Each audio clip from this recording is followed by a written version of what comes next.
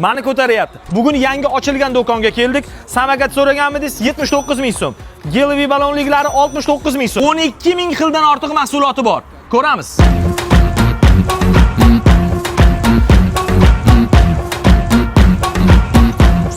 Temir cho'mich kapkirlarimiz 5 ming so'mdan. Hamma joyda 45 mingdan sotilayotgan butulkalar bor yo'q 19 ming so'm. Hamma joyda 45 mingdan sotilayotgan badmintonlarimiz 25 ming so'm. Sipirishni bilasan? Pilisosa bera qoling.